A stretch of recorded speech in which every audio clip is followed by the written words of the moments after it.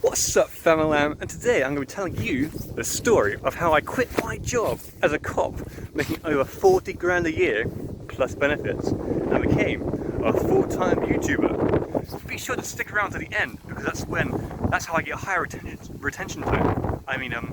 That's what the best bit's going to be.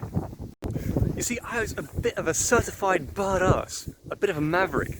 So when I saw something like institutionalized sexism, I couldn't just keep my mouth shut. I took my findings straight to my superior, Agent Smith. See it, say it, see saw it. So I said to him, under the Equality Act of 1984, how come us men and women, we don't get to share changing rooms? We should be treated equally. He just laughed in my face and said, ho ho ho ho ho, you serious? This absolutely infuriated me, and I can't lie to you, I had a little bit of an outburst myself, and I said to him, where else am I supposed to get to see Officer Jenny's lovely puss? You sexist pig! He then basically pulled out the no you reverse card and said, no you. So apparently I'm the sexist one for believing that separate but equal is sexist. Besides, we've all seen Gurphy's Gary's huge.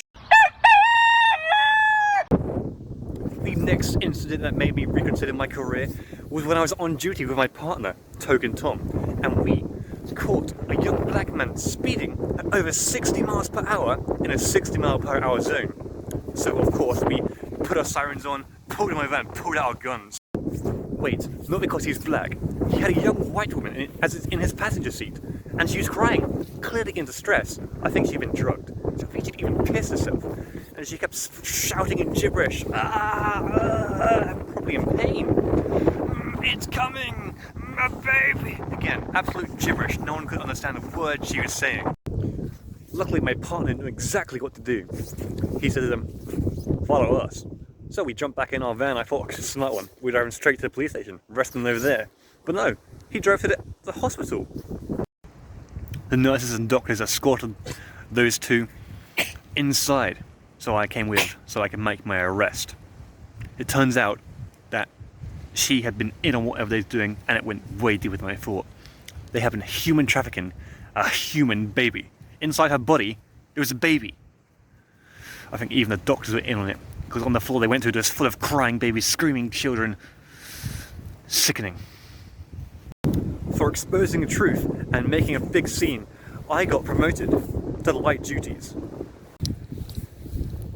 So now it's my duty to make sure all hell didn't break loose down at the precinct.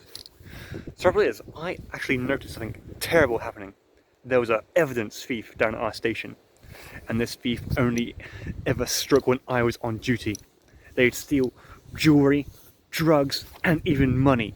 So I devised a very cunning plan to stop this from happening ever again. If I moved the evidence from the locker rooms and the evidence station to a new secure location, this thief or thieves couldn't find it or steal it anymore. That's what I started doing. I started moving evidence to a new secure location, like my house. But the trouble is, Officer Dibble saw me doing it, and his immediate reaction was to think I was the thief. How could he think that? I tried explaining my genius plan to Officer Dibble, but when that didn't work, I suggested that he could help me. He could do the same thing as me. He could move some of the cash and some of the drugs and some of the money to his house, where it could be secured just over there. Oh boy, that just blew a switch in his head. He started shouting and threatening, and then he started marching me into Agent Smith's office, where I had to explain the whole thing all over again. Agent Smith, he just could not understand what I was saying, where I was coming from. He just would not believe me, and he ended up saying, return the evidence, also you're fired. If you don't return it, we're going to take legal action against you.